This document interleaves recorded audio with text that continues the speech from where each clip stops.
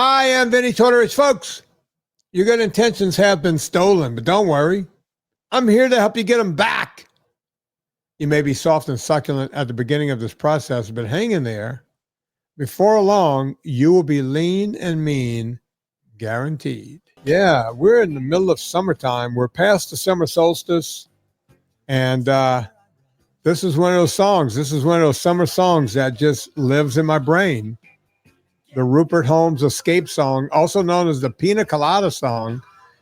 Folks, it's a Wednesday show. You know what that means. We bring in my buddy, none other than Mr. Chris Shaffer. Yeah. So, Chris, you're obviously familiar with that song. You've heard it before. Yeah, and in fact, if I don't recall incorrectly, you actually ended up trying a Pina Colada like a year or so ago, right? No, I almost tried a Pina Colada. I'm still Pina Colada less in my life. Was that the time that you ordered a drink and it took so long that you guys were ready to leave, or you had to leave? Yeah, so we were, it was my nephew's wedding. You have a very good memory. It was my nephew's wedding. Utterly worthless things. Nothing useful to anyone. But yeah. I was in what's known as the Redneck Riviera, Destin, Florida, where people have more money than brains. And Serena and I were staying at this really cool place. And part of that thing, you know, there's like, you know, that part of the beach, even though it's not private beach, it's Destin, right? The hotel has service for the people. It's a very nice hotel, probably the best one there.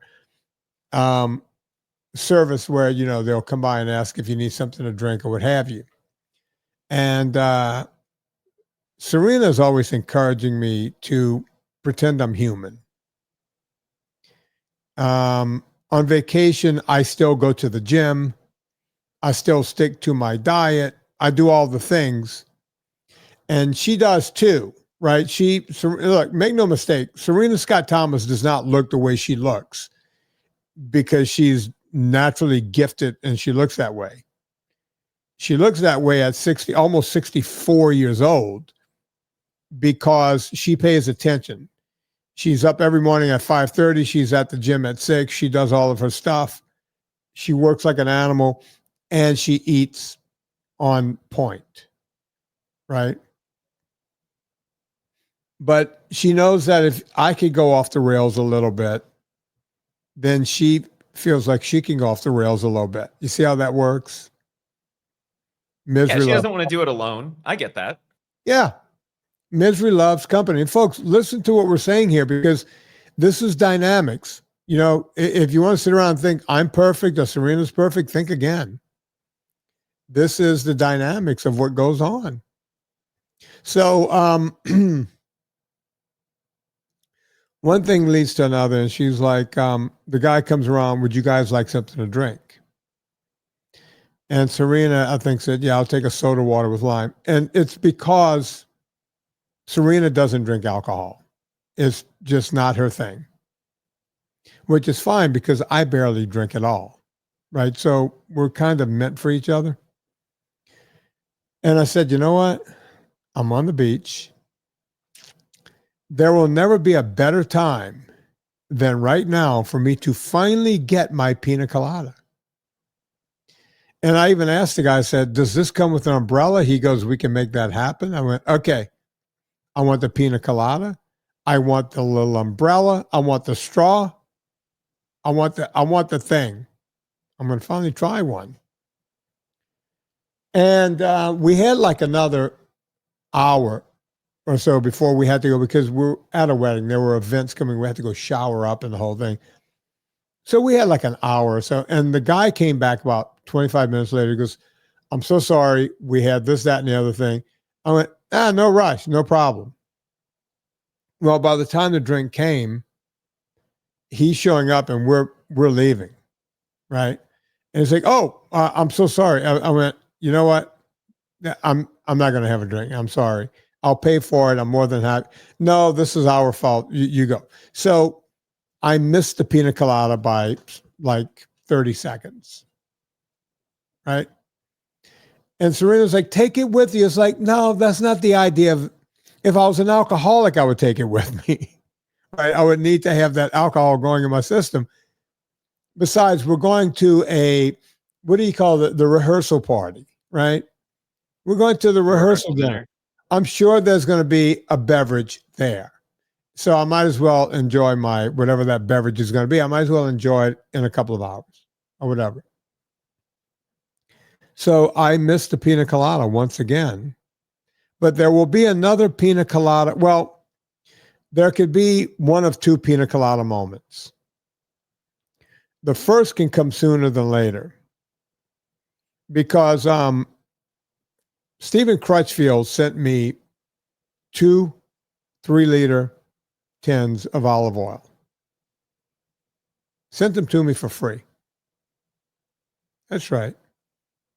I'm trying to compute how this leads to a pina colada. I thought you were going to say 2 3-liter bottles of rum, and I was like, that's a lot of rum. I got 2 3-liter cans of olive oil. And I mentioned that I was bragging about it on the podcast. And my neighbor Rob heard me talking about it. Guy lives right behind me, right? And he writes to me, he goes, hey, can I relieve you of one of those cans? I'm more than happy to pay you retail. I know you have a lot of it there. I'll just take one of those cans off your hands. And I wrote back and I said, I can't charge you for this. It was given to me, type of thing, right? I didn't tell him that. I just said, no, it's on me. But when I got to his house, his wife was there. And I said, Sarah, let Rob know I'm not taking payment for this because I didn't pay for it, right? I got it for free. It was scratch and dent, right? She goes, well, can we do anything? I went, tell Rob he owes me a drink. Now, I get the feeling Rob might know how to make a pina colada. So that, and I know he loves himself. Is pina colada done? It's done with rum, right? Is that? Yeah, it's usually a light rum, coconut cream, pineapple, and maybe lime juice, depending on who you ask. Yeah, I know he likes rum. So that's one option for my pina colada. The other option is, let me knock on wood a lot.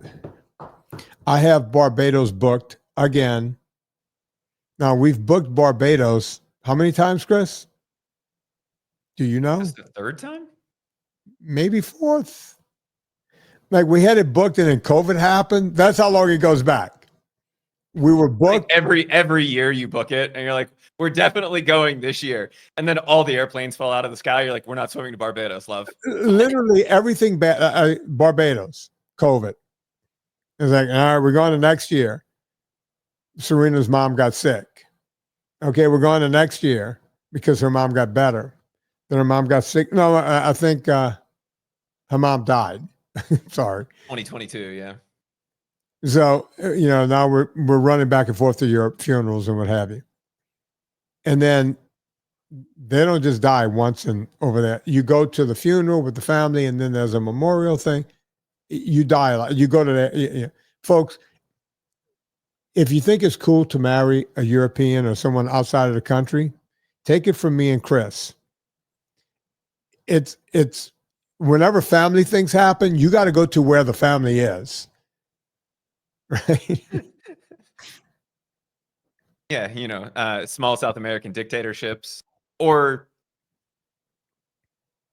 Northern European dictatorships. Either way, but you end up traveling a lot more than you would otherwise. Yeah, right? and then Kristen got to England, and is very different than a flight to Texas, right? Like it's not the same thing. No, it's you got to go. You're going to another continent, right? So, and then the mother died, and then something else, and then Christmas, and then Kristen got married, and on and on and on. So our trip kept getting booted. I want to say it was at least 4 times.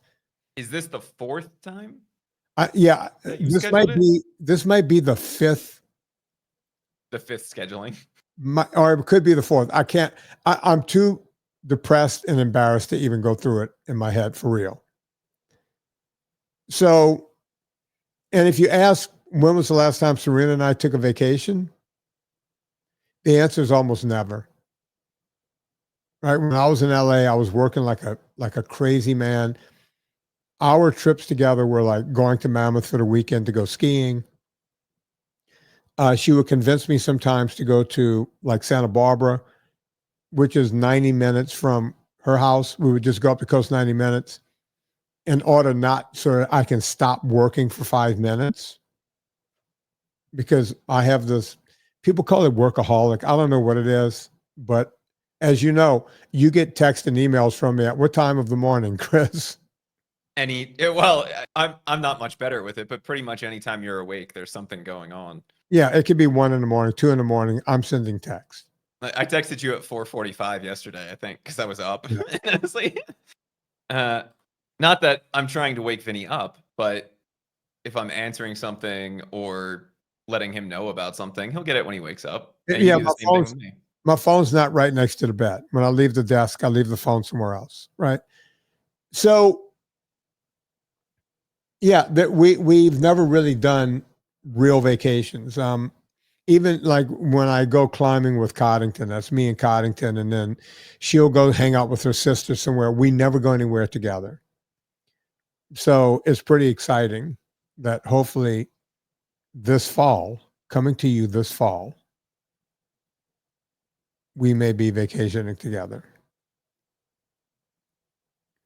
It's a little depressing that you have it booked and you're like, we might be going on vacation just because you've burned 3-4 times before on the same trip. On the same trip.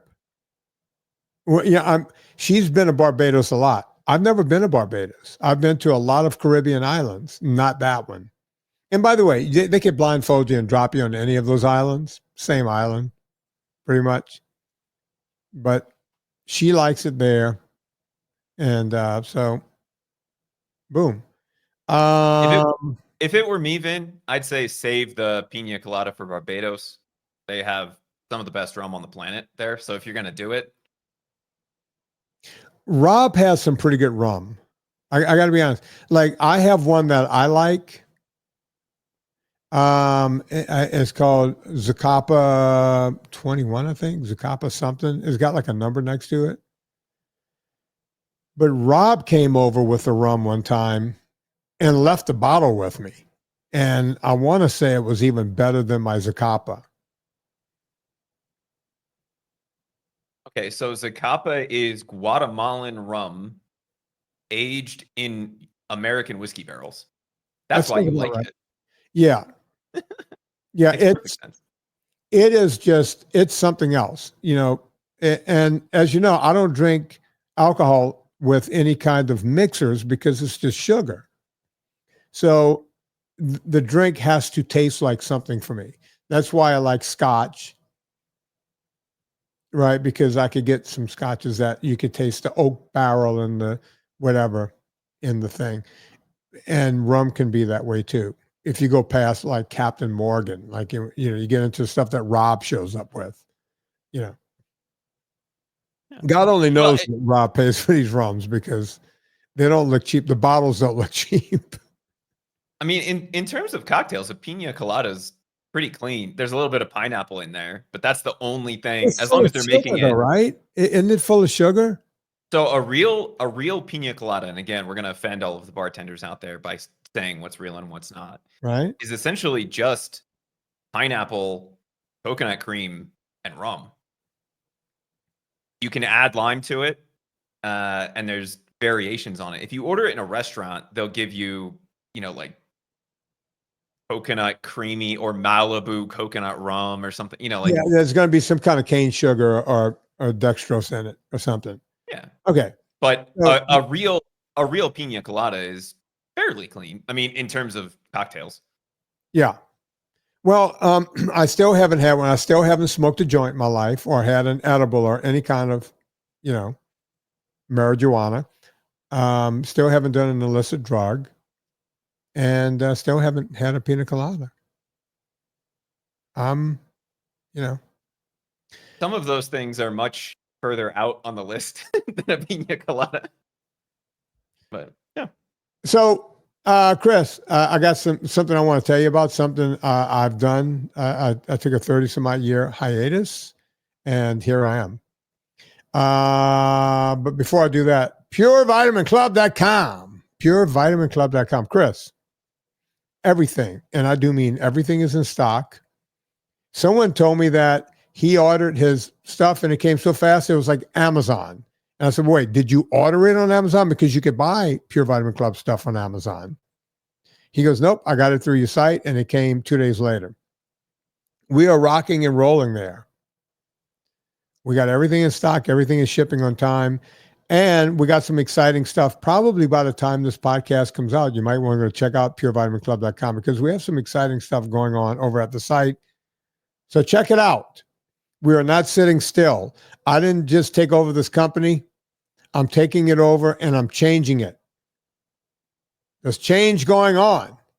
So go check out purevitaminclub.com if you want any and all of the best vitamins on the planet. Chris, I decided to Peter Pan myself. Not sure what that means. You mean become a boy again? Yeah. Never grow old. I like it. You know, I remember when I was young, older people would say, oh, I can't do it anymore. I'm in my 40s. I think I was part of the first generation where they said, 40 was the new 30 or whatever, maybe the new 20. And then when I got to 50, they were saying 50 is the new 40. And now I'm over 60 and they're saying, oh, yeah. So I look around and I go, what makes us old? Right?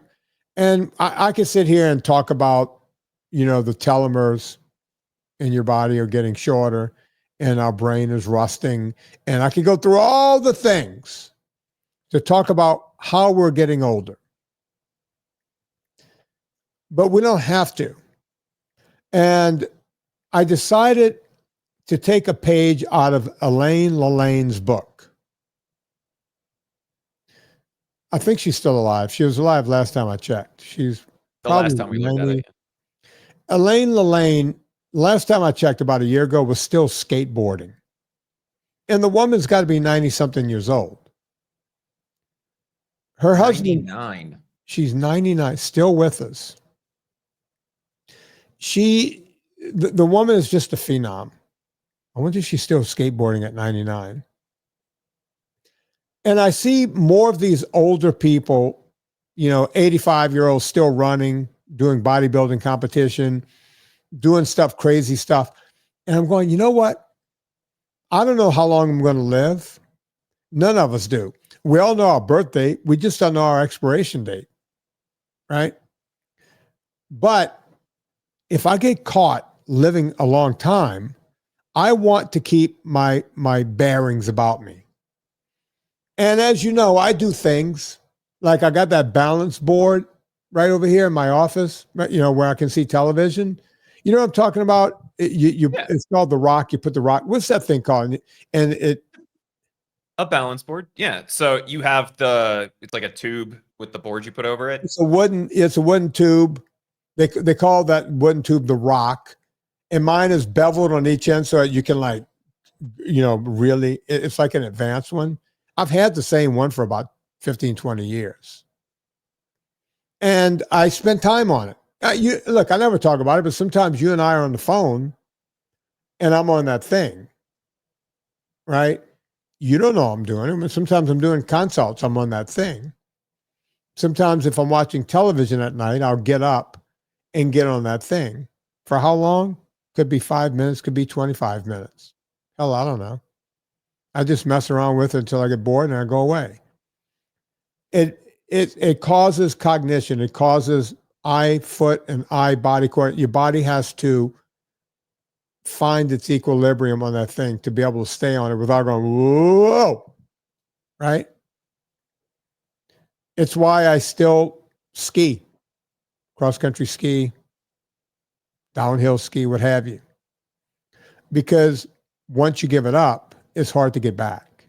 And by the way, I used to ski a lot of days every year, like 30 some odd days a year. I don't get to do that anymore. Matter of fact, I haven't skied last year, right? But I want to get back into it, which means I'll probably have to start going up to Vermont or somewhere to get any kind of good skiing in. Real snow. Yeah, versus what we have around here, which would just piss me off because I'm used to big mountains out west. But I started thinking, it's like, you know what? I used to be a rollerblader. And every time I'm driving around here, I'm looking to see, I've been looking for about 2 years to see where I can rollerblade. It's like, everything kind of has a big slope. And the problem with a big slope is not being able to stop. If you don't know much about rollerblades, folks, I think Chris probably knows a bunch about them, but just for everyone else, if you have a big slope, 20 miles an hour becomes 45 miles an hour very fast. And if I'm doing this on the sidewalk on the 29, there's a sidewalk there. I look at that every time I pass on it. Some of those slopes along, and then there are streets that come out, which means I can be hauling ass. I'll end up T-boning a car, or a car is going to come right as I'm hauling ass across that thing and take me out. Either way, I'm dead or severely injured. I drive around UVA's campus. Can I get away with it here? Probably in the summer. I can. Less kids around, less hustle and bustle. I could probably, they got some bike lanes through the campus. I could probably do it there, right? I've been looking and looking and looking, but I never found what I wanted. So then I said to myself, I went, okay, there's got to be a place to rollerblade around here somewhere. Now, I've talked to a couple of people, and they'll go, oh, yeah, you go to that parking lot over there. See, I'm used to the Strand in Southern California. If you've ever seen the sitcom Three's Company, at the beginning when Jack is on a bicycle and he looks back and he falls in the sand, he's on the Strand. And that goes from Malibu all the way through Redondo Beach. It's like 40 miles. I think 40 miles, but I remember that was a good 20 or 25 mile stretch. It was not unusual for me to do the whole Strand, get a bite to eat in Redondo Beach, and come back. Right?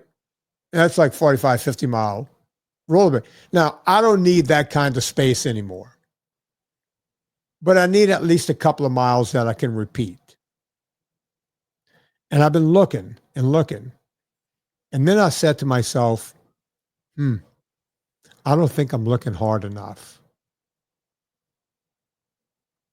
So I did what I always do. I went on a place, what's it called? I had it written down here somewhere. I want to say it's called Inline Warehouse. I went to a few different places that sold skates because I didn't have my skates or my pads or anything anymore. And Inline Warehouse, I saw an article that said, oh, yeah, you could try them on. If they don't fit, they return them for free and they'll send you a different pair. So I called them. I said, is that true? And they said, yeah. They said, you could take them out for 90 days. If you don't like them, it's just a 10% restocking fee. It's like, really? All right. I'm never the restock. I would never do that, right? So I looked up the kind of skates I need for the kind of terrain I want and what have you. And I said, okay, I'm getting these kinds of skates and they're going to show up in a couple of days. Now I'm on the clock. I have to find places to skate. Right? And guess what? I did. Is that where you were driving around neighborhoods the other day? Yeah, we were having meetings and I was driving all over Charlottesville trying to find places. And sometimes and it was like 100 degrees with 100% humidity. We had a heat wave. And I was like, Chris, I'm getting out of the car. I would literally get out of the car when I found like some area and walk like 1 or 2 miles in a direction to see what's doing and then come back. I hoofed it a lot to try to suss it out. And I found 2 or 3 different places. They're not long. The longest one is just under 2 miles. So there and back would be 4 miles. You do 3-4 laps, what's that? 4, 8, 12, 3 laps, you got 12 miles, right? It goes back to what I'm always saying, where there's a will, there's a way. If you put something in front of you, then you have to do it. Does that make sense? It does. And in your case, just kind of like with the kayak as well, right? You said, I want to build the kayak this year. What's the first thing or the other project that you've been working on The this train. year? Yeah. Like it's you're like, all right, I got some parts. Now I need to figure out the rest of it because you have it sitting there in front of you and you've spent money on it. You've put up. So now you need to show up, right? You have that connection. Remember that movie, Build It and They Will Come? It was a baseball movie. Field of Dreams. Field of Dreams. Build it and they will come. Okay, with the kayak, I talked to Joey Schott like 2 or 3 years before because when I first got here, I damaged my kayak, my fiberglass. What was that made of? Carbon fiber. That expensive thing that Stellar Kayaks gave me. I messed it up on the way here. Dave, the kayaker, tells me, hey, you got to go visit Joey Schott. He knows his stuff. I visit Joey. It was during COVID, so we're talking at first. And I just mentioned to him, I was like, yeah, I've always wanted to build a cedar strip kayak. And he goes, well, whenever you're ready. He downplayed this completely. He was like, yeah, I know a thing or two. It's like, really? You've actually built one? He goes, yeah, I know how to build it. I was like, really? He didn't let on to who he was. He's largely considered one of the 2 best kayak builders in the United States and perhaps even in the world. And guess what? He's super good friends with the number 1 guy. But Joey's one of these super talented guys. He was just like, yeah, I could. He used to build them over at Chesapeake Lightcraft, right? Okay. I mean, he knows what he's doing. And he was gracious enough to, I would like to say I built my kayak, but that would be a lie. I would still be working on it right now, I'm pretty sure. Because this guy did all the tough stuff. Like if it's like cutting out decks after you've built the whole thing, if I screw that up, you got to go back 100 hours and do a whole new deck. Since he knows how to do it, boom, you just do it. Does that make sense? It does. So I learned a lot. And the way we got it done was, I think I've told this story before, but this whole podcast is going to be about motivation, I guess. The way it happened was I was watching the movie Class with Rob Lowe and Jacqueline Bisset. I was watching it because of Jacqueline Bisset. I find her extremely attractive at all ages. And Rob Lowe in that movie drives a red convertible 911 Targa from the early 80s. And I was on my spinner and I'm watching a movie and it's like, you know what? I always said I'm going to get one of those things. And I started romanticizing about, well, Jacqueline Bisset, but that car was just on my mind for the next couple of days. And I was like, I know they've gotten really expensive, those air-cooled Porsches from the 1980s, but I bet I can find one that's in trouble and then get it all fixed up and bring it back to life and do the whole thing. And the more I thought about it, the more I thought, am I really a Porsche guy? And the answer is no. You know me, Chris. I could have told you that. All you had to do was call me. It's like once you have the Porsche, then what's next? The country club? I mean, I don't know. I don't know how it works with the Porsche. I look around my neighborhood, nobody else driving a Porsche, right? We're all driving Japanese imports, right? Do you even fit in a Porsche? Yeah, of course I do. Do I look good in one? You damn right I do.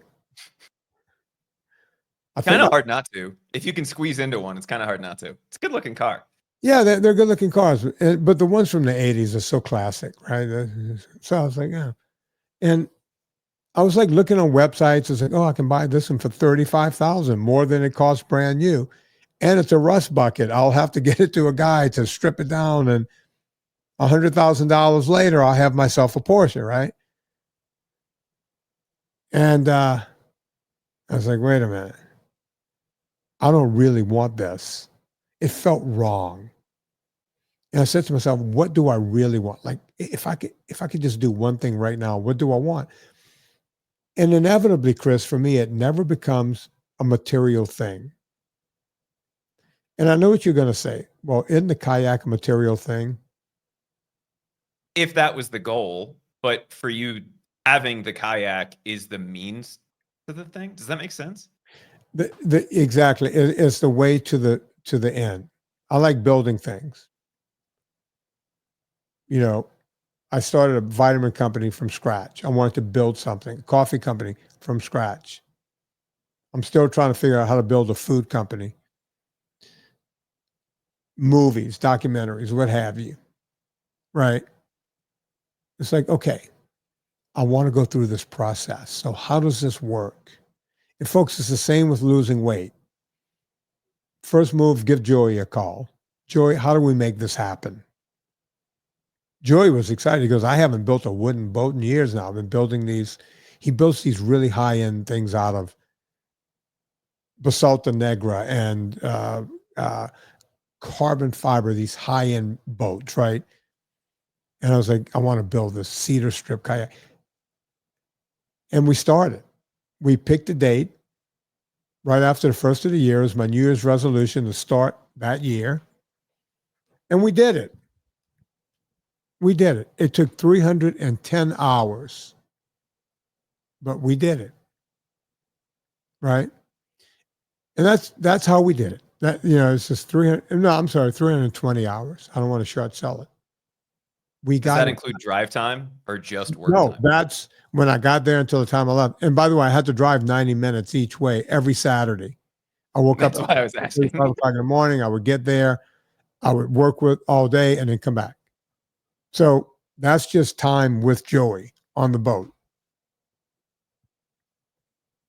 The same with the train. I've been talking about a train for 20 years. And my New Year's resolution this year was, I need a train. I didn't know what size. I didn't know what size meant, you know, because depending on which size you get, that, you know, the space has to be at least that big. And once I decided on an HO model train, that's a size, and all of the stuff you have to build around it, I went out to, not a train place, I went out to Lowe's and bought the stuff to make a table. Before I spoke to anyone about a train, I made a train table. And now it's sitting in my office, a 4-foot by 6-foot table with 2 inches of foam core on top of it. Then you have to do something. Or you're looking at a table. You see that table starts talking to you. It's there. Starts taunting you. Yeah. Right? So then I went to the train shop, met Brett over at Rail Tales right here in Charlottesville. Met Brett. And Brett's one of the owners. And I was like, Brett, what is it going to take to do this? And he started showing me all these techniques and how to build mountains. And I told him, I said, I want it to look like this. I want to have snow. I want to have a ski slope. I want to have tunnels. I want to have all this stuff. I want a raised area and a lower area. And that's what we have. I have a rock quarry. I got a fucking rock quarry. I'm building. I'm going to have a Christmas tree farm on my train set. Right? The excitement. This thing is not, you've seen pieces and parts of it, Chris. It's not even close to being finished. I thought it would be finished in 6 months. We've been working on this since January. And that's when I built the table. We're past halfway of the year. And I'm not even halfway done. I'm hoping to have it done by Christmas. Right? But it takes a lot of time. It takes effort. You know, when it comes to anything, your body, building a train, building a kayak, or if you want to buy that Porsche and fix it up from scratch, you have to conceive and you have to believe if you want to achieve. Now, I know I just sounded like a black Baptist preacher from the South. The rule of three. You got to believe. First, you have to conceive, then believe, and then achieve. That's how everything works. I was talking, all the time when I'm on the phone and I'm talking to a 500-pound person, they'll say to me, I'll mention at some point, well, when we get you down to 160 pounds and they get real quiet, right?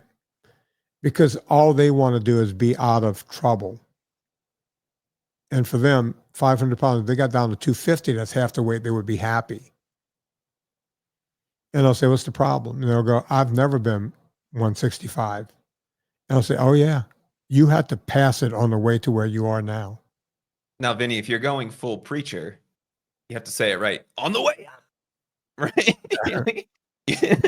You passed it on the way up.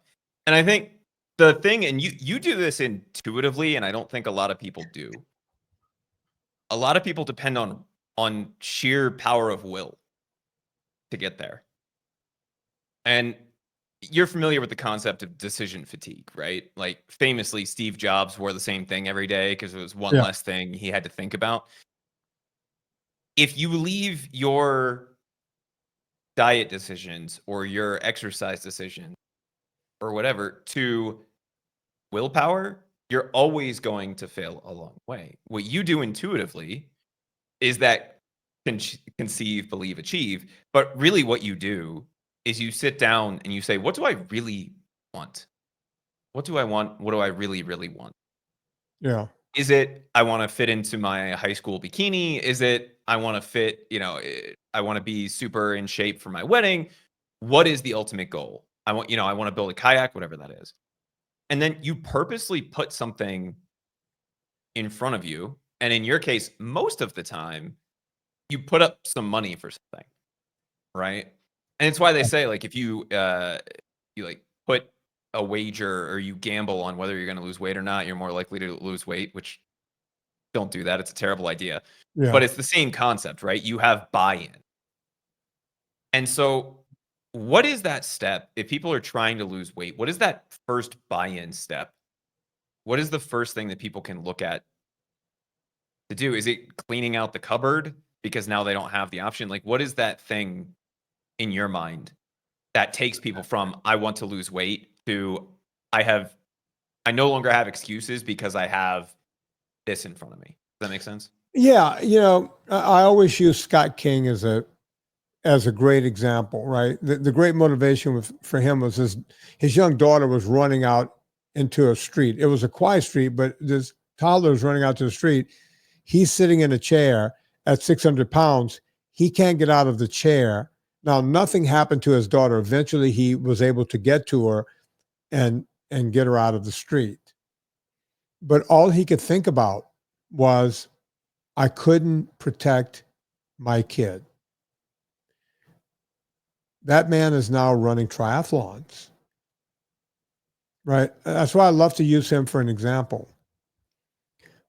He had something, and by the way, he had gastric bypass when he was 400. I think he got down to 250.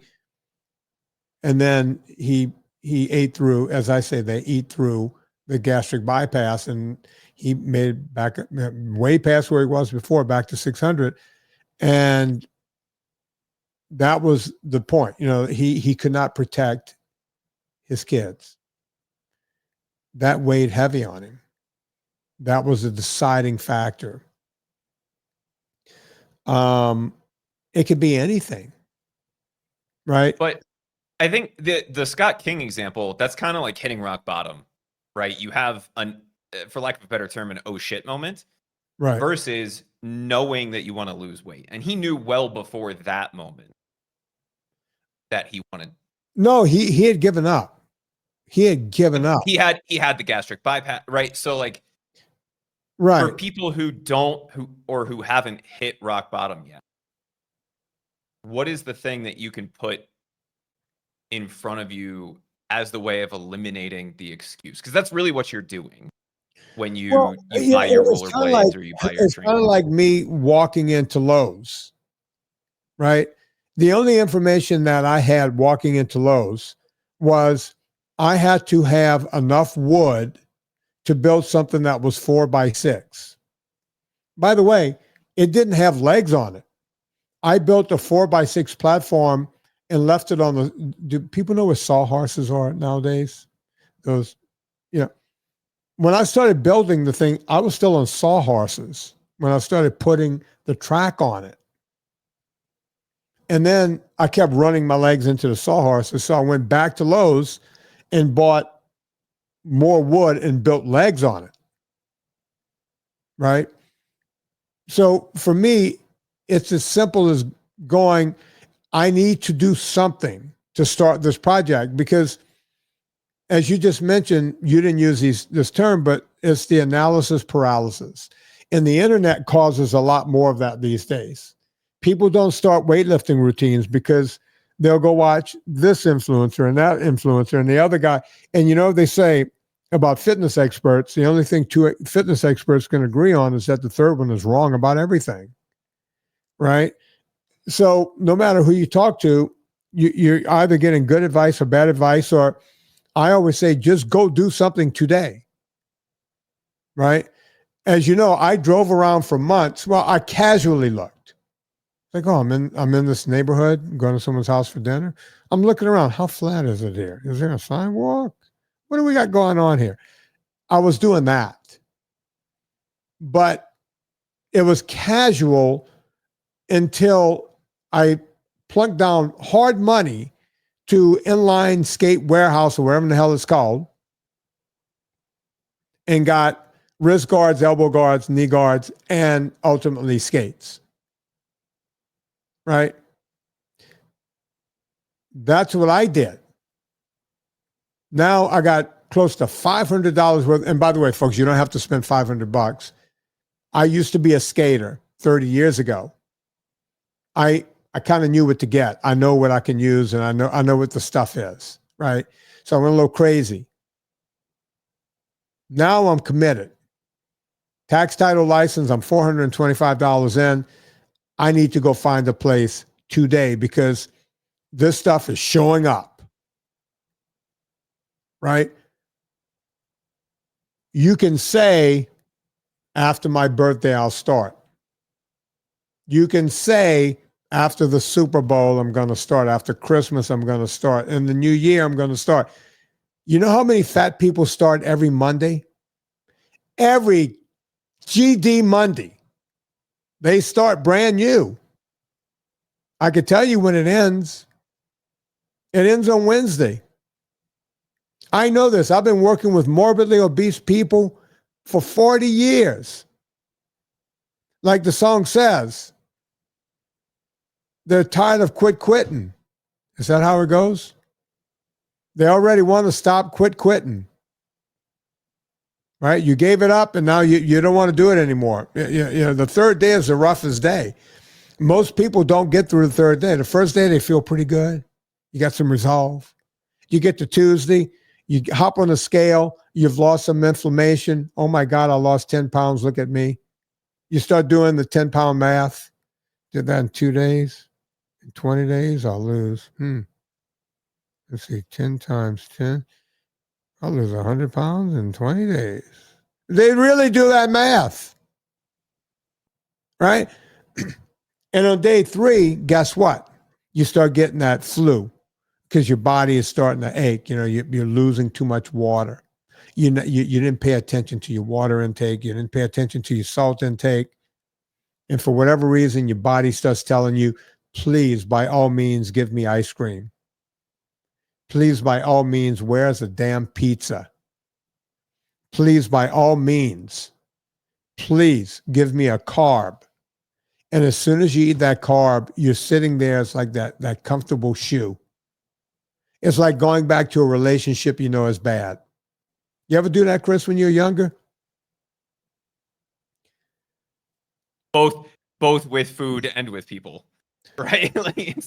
Well, Chris, my favorite thing, I used to say this in LA, I dated a lot before I met Serena. And sometimes you would date a girl for X amount of time and then you realize she's not right for you. You don't see her for 6 months or a year. And then you're browsing around Whole Foods, Ralph's, what have you. You run into her. And man, she looks good because it's LA and everyone looks good. Hey, how you doing? Hey, you. Hey, you. Hey, we should get together. And you're sitting there thinking, when you get back in your car, I'm going to call her. I don't know why we broke up. Boy, she's pretty good looking. She's so hot. I can't wait to go out with her again. You can't even remember why you stopped dating. You can only remember the good times. That's the way our brain works, right? It's exactly the same way with food, right? Like It's identical. I don't know. I love sweets, but my crutch is not crappy pizza, but like a 6 or better pizza. If I have a crappy night of sleep and I wake up and I'm craving carbs, it's all I think about all day. Yeah. Right? And it's like, okay, I can eat it and I'm going to feel really good for the first 3 bites or the first date again. Yeah. And then I'm going to feel like crap and I'm going to remember why I stopped eating it. And I'm going to wake up inflamed, hopefully not with something transmissible. And it's going to be a problem. Right? Yeah. But your body tells you, and actually, Vinny, we don't have time to dive into this today, but maybe the next time we do a Wednesday show, I'll bring it back up. One of the articles that came across my feed this week was talking about how your brain and body has food memory, just like you have memory for scents and smells. And so there's a lot of things that trigger that nostalgia, not just scents and smells, but what did you eat before and after that the last time? And is your body starting to expect that and drive your cravings in that direction? The same thing with people. It's the same thing with every habit that we have. Your body is lazy, right? Your body wants to fall back into whatever routine it is that you are doing. If that is a healthy routine, it's fine to fall back in, right? A day or two off and you're like, damn, I need to go to the gym. Right. The negative side of that, though, is it's very easy to fall back into that because your body is literally fighting against you to do it. And that comes back to the willpower thing and making things as easy as possible. I know one of your big philosophies about the gym is you don't have everything at your house, pay for a gym. And even if you don't want to go and do a full workout that day, just walk in the door. Yeah. Get over that resistance. Do one step. If you've committed to running every morning, put your shoes, your shirt, your shorts next to your bed the night before so that when your feet hit the floor in the morning, it's right there. If what you're trying to do is eat healthier, get the crap out of the house. That's a great first step. And then you have to make several conscious choices to be able to access garbage, right? You and I have talked about one of the reasons I like living in the middle of nowhere, which I do, right? I live in a town, I don't even know. I'd have to look it up. But if we called it 3,000 people, Vinny, that would be a lot. And that's including, the surrounding area. Everybody in all of the stores knows me, not just because I'm the whitest person in town, but because I'm there every 2 days. Right. And we've lived here for 8 months now. And where was I going with that? What was I saying? Well, you were talking about how easy it is to fall into bad traps. Oh, so we don't keep anything in the house, right? I mean, we have food, but it's fruit, vegetable, meat. And if I have that craving, there's a series of conscious choices that I have to make. I literally have to either walk 20 minutes into town and hope that a store is open at 7:30 at night. Right. Or I have to pay 10% more than I would and hope that somebody will deliver it at 7:30 at night. And even on those days where I'm like, damn, I really want 7 bags of potato chips or whatever the craving is for that day, because it's not easily accessible, you go, I'll have an apple and see how I feel. Or like, I'll eat the leftover steak from yesterday.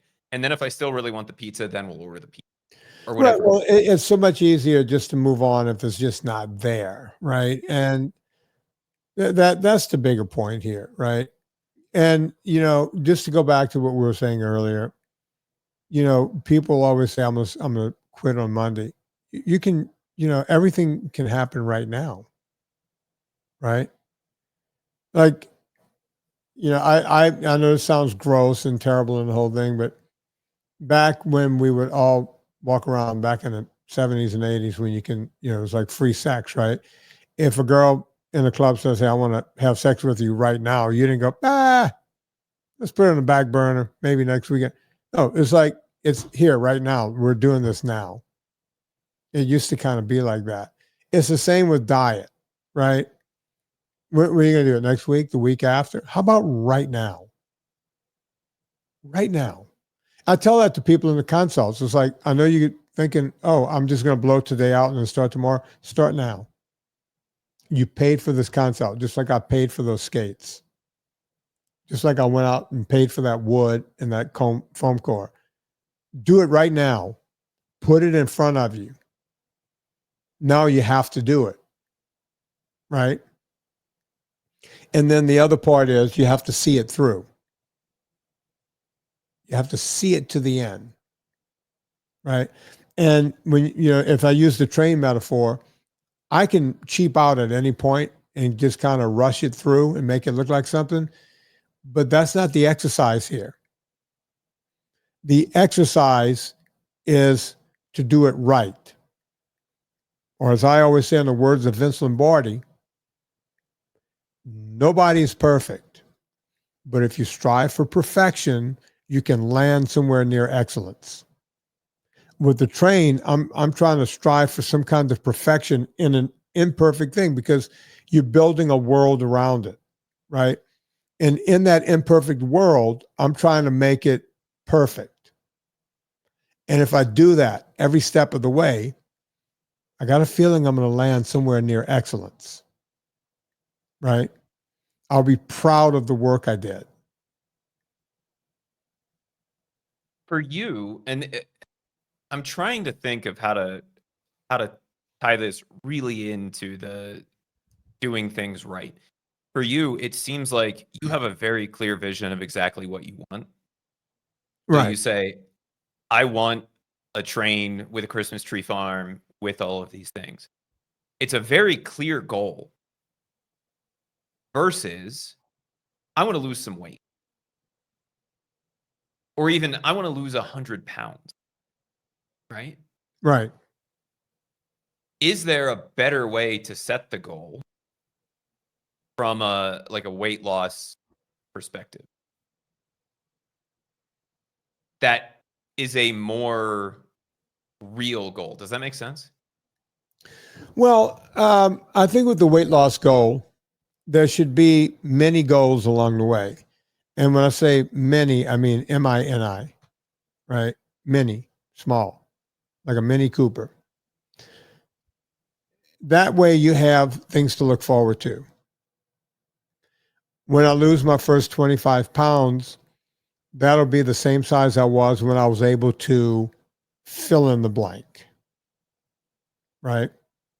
And I know that people, I'll have people say, yeah, back when I was 250, I was still able to go out and play basketball with the guys. When I got to 275, I couldn't really do that anymore, right? So then all I was able to do at 275 was this with my kids. And then I got to 320 pounds and I couldn't do that anymore. So whatever those goals are, when I lose X amount of weight, I'm going to be at the same weight I was when I used to do A, B, C, and D. Make that a goal and start doing A, B, C, and or D. Or it might just be A, right? The thing I like about that is it's about the experience then, just like it is for you with the kayak. Right? It's about the experience of building the kayak, the experience of building the train, and the time and the memories that you have with the train on the back end. As opposed to a scale victory, which is I lost 100 pounds. Cool, I'm still 400 pounds. right? Like it's Right. nice to see the number go down. Don't get me wrong, but the experiential goals along the way.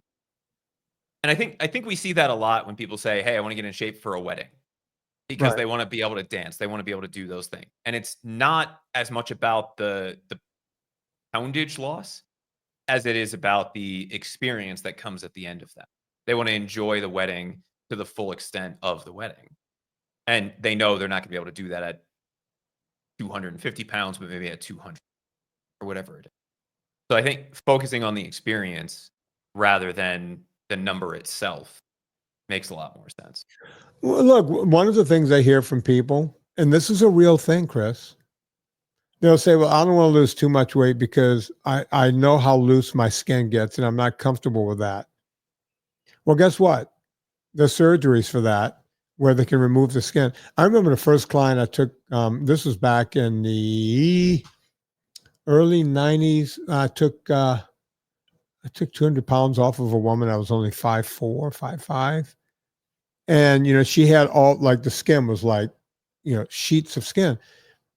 The first surgery they did, they took like 25 or 28 pounds of skin off of her. And they had to stop the surgery at that point because you can't remove that much of an organ without screwing up. And then she had to recuperate from that, wait 6 or 8 months or whatever, went in for a second surgery, and they took another 15 pounds of skin off or something like that or whatever. She did it in steps. And I think insurance paid for some of that because they were able to show how this is a problem, unhealthy and whatever. The woman got her body back. Okay, so she had scars underneath her arm. You couldn't see it really because it was like underneath, right around the tricep. And she had scars down her lats, right? You couldn't see it because she wore clothes or whatever, right?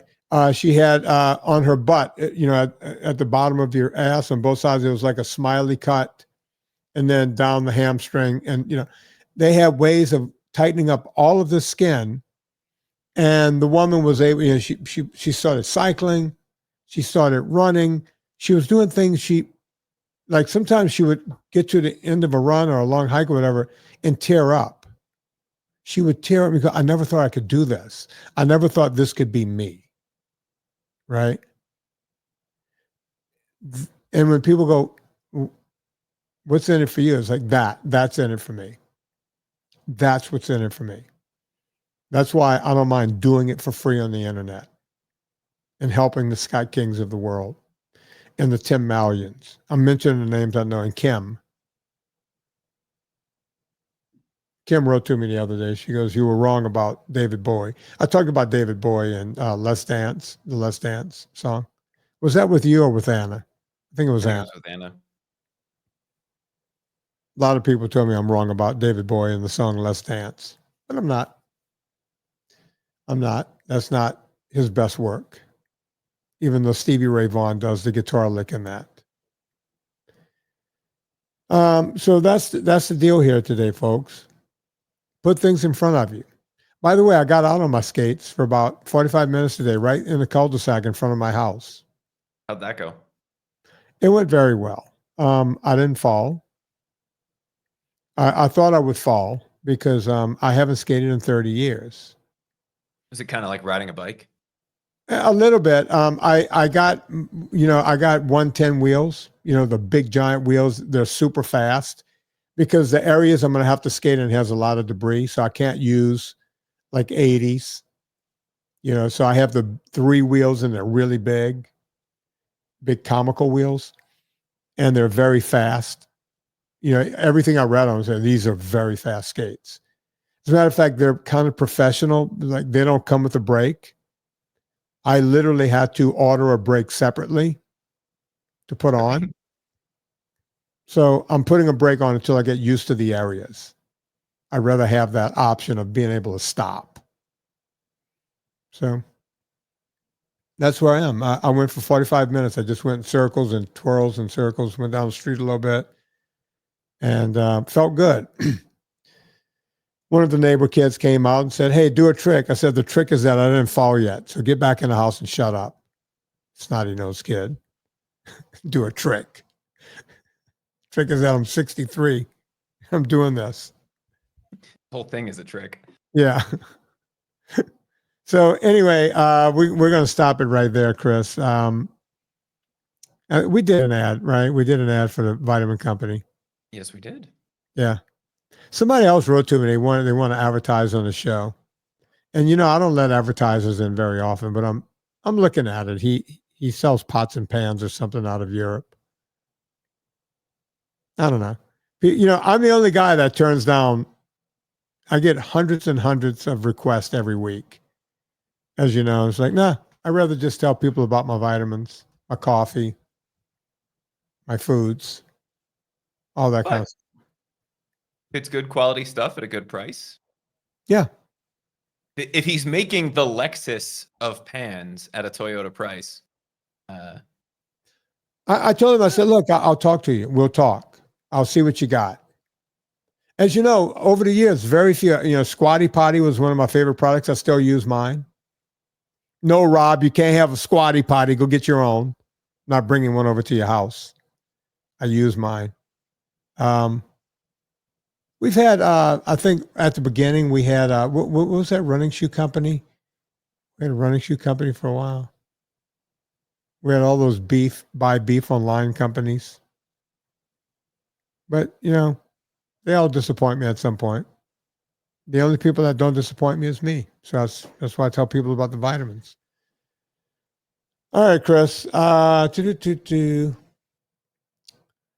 what to do? We all go shopping on Amazon. Before you go to Amazon, go to VinnieTortorich.com. Click through the banner. It puts a little coal on the fire. It gets my train down the track. We're able to keep this show free for a gazillion years in a row. On behalf of Chris Shaffer, my name is Vinnie Tortorich. Put life into living and do it with just a little bit more of Mr. Rupert